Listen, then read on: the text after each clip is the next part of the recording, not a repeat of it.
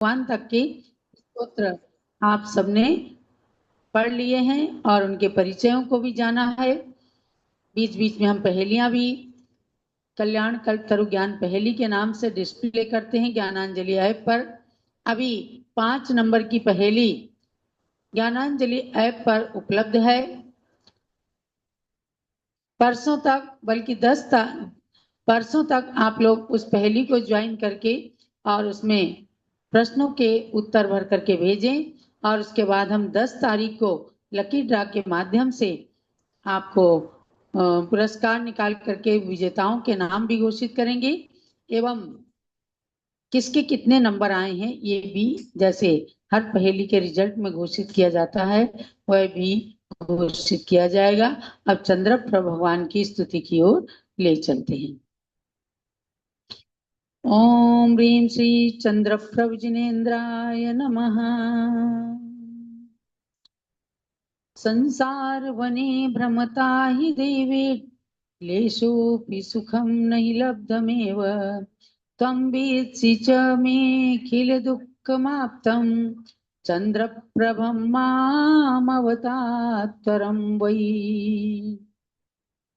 काश्यां चन्द्रपुरे सुरत्नवृष्ट्या पृथ्वी धन्यवती जनाश्च धन्या पित्रोर्हर्षमवर्धयन्ति चैत्रे पञ्चम्यामसि वसत्सगर्भे जन्माभिषेकः सुरशैलमूर्ध्नि जातः प्रभो चन्द्र जिनस्य यस्याम् सैकादशी में भवपास कृष्णा सुलक्ष्मणा मंगलदायिनी च शशांक कांतो जलदेहधारी तथाप्यदेहः शिवधाम्न्यतिष्ठत् विरागमोऽपि निजात्मरक्तः प्रभु समे मोहे तमोहरा स्यात्।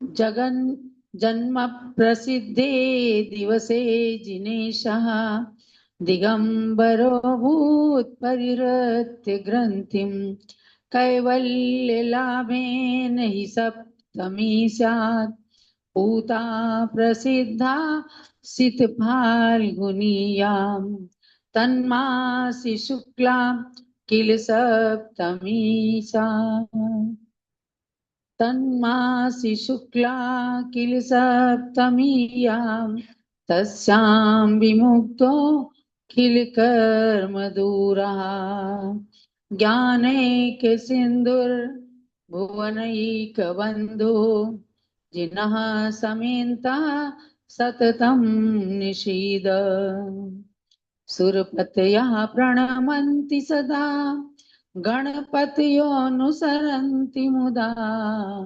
मुनिपतयः कवयन्ति गुणान् मयि विनते कुरु त्वं करुणाम् चन्द्रजिनो भवतापहरस्त्वं चिन्तितवस्तु सुजानि दक्ष कल्पतरुर्जिनहीप्सितदाता नौमि सदा मम सिद्धि विधाता शून्य षट्कैक पूर्वायु सार्ध चाप शतोच्छ्रुति महासेनात्मजः पायात् सजिनश्चंद्रलांछना। देवलो चंद्र प्रभु जिनेन्द्र भगवान की जय। भगवान चंदा प्रभु जो जैन शासन के अष्टम तीर्थंकर भगवान हैं उनकी स्तुति को पूज्य गणिनी ज्ञानमती माता जी ने 11 अक्षरी छंद से प्रारंभ किया है। एकाक्षरी छंद से लेकर 30 अक्षरी छंद तक चमत्कारिक छंदों के द्वारा 24 तीर्थंकर के परिचय को इसमें समाविष्ट किया है, उनके गुणों का बखान किया है। 141 छंद इसमें प्रयोग किए हैं ये महान प्रतिभा का परिचायक है और विद्वानों के लिए संग्रहणीय ग्रंथ है और 50 साल पहले रचे गए इस ग्रंथ का लाभ आप सब भक्तजन उठा रहे हैं। इसके माध्यम से छंद का ज्ञान, व्याकरण का ज्ञान, अलंकार का ज्ञान प्राप्त करके आप सब सौभाग्यशाली बन रहे हैं। आज भले ही थोड़ा छंदों की परिभाषाएं न समझ में आए, लेकिन ये समझ लीजिए कि एक एक अक्षर जिसके अंदर छंद और व्याकरण को लेकर के पूरे तीर्थंकर भगवान के गुणों को समाविष्ट किए हुए माला की तरह पिरोए हुए है, ऐसे छंदों का ज्ञान भी बार बार पढ़ने से हो जाता है। खास करके इसमें गणों की बात बताइए। 8 गण जो है, मगण, तगण, सगण, रगण, ये सब लघु गुरु, तो इनकी पहचान भी हमने आपको बताई है। एक गण 3 अक्षर का होता है और अगर 11 अक्षरी छंद के अंदर एक नगण बताया जा रहा है, एक जगण और फिर एक नगण और फिर एक गुरु, तो एक नगण एक गुरु होता है वह त्वरित गीत छंद और एकादश 11 अक्षरी छंद है, तो 3 गण और बाद में 2 गुरु। तो आप जो छंद शास्त्र पढ़ रहे हैं उसमें नीचे छंद का लक्षण भी है। और लघु की पहचान है सीधा डंडा और गुरु की पहचान है वक्र, एस की तरह से जो चिन्ह बना हुआ है। तो इस 11 अक्षरी छंद में उपस्थिता छंद के माध्यम से चंद्रप्रभ भगवान के गुणों का वर्णन किया जा रहा है। संसार बने ब्रह्मता ही देवेट, देवेट, देवेट माने हे देवों के देव, हे महादेव, महान चासौ, महान चासौ देवा महादेवा, देवों के देव आप चंद्रप्रभ जिनेन्द्र भगवान संसार बने भ्रमता,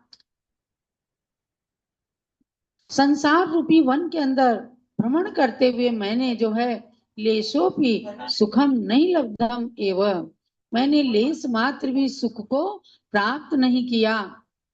जो क्षणिक सुख में हमने सुख मान लिया वह सुख नहीं है, वह सुखाभास है, क्योंकि उस सुख के बाद तुरंत दुख आ जाता है। इसलिए कहा कि मैंने लेस मात्र भी संसार के अंदर भ्रमण करते हुए हे भगवान सुख नहीं पाया। च त्वम में आप तम अखिलम दुखम वेदसी, और हे भगवान आप मेरे भोगे हुए संपूर्ण दुखों को वेदसी माने जानते हैं। भगवान चूंकि केवल ज्ञानी है, वे एक की नहीं सब की जानते हैं, अनंत जीवों की बातों को जान रहे हैं। हम आज यहाँ क्या भाव लेके बैठे हैं वह भी भगवान के केवल ज्ञान में झलक रहा है। लेकिन एक भक्त होने के नाते अपनी बात को प्रत्येक भक्त भगवान के सामने कहता है, तो उसी में ज्ञानमती माता जी अपने माध्यम से प्रत्येक भक्त की बात को भगवान चंदा प्रभु के समक्ष सुनाते हुए कहती हैं कि भगवान मैंने लेस मात्र सुख नहीं प्राप्त किया और जितने दुख प्राप्त किए हैं संपूर्ण दुखों को आप तो जानते ही हैं।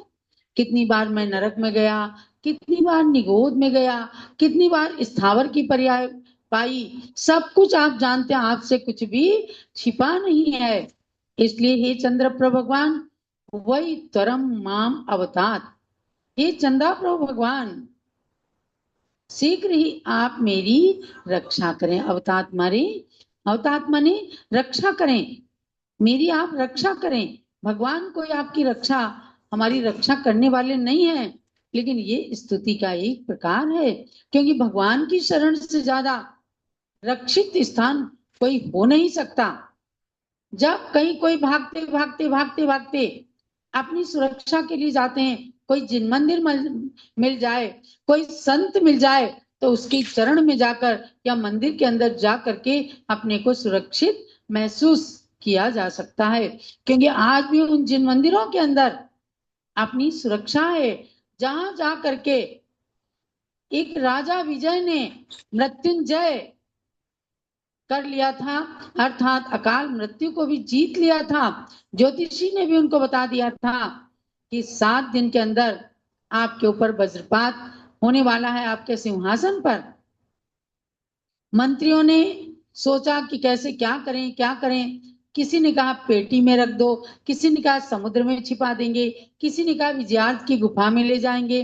तब एक जैन मंत्री ने कहा कि महाराज, हम आपको जिन मंदिर ले चलेंगे, आप 7 दिन का राज्य त्याग कर दीजिए और जिन मंदिर में भगवान की आराधना में लीन हो जाइए। अगर आपकी मृत्यु होती है तो भी आपके दोनों हाथ में लड्डू हैं।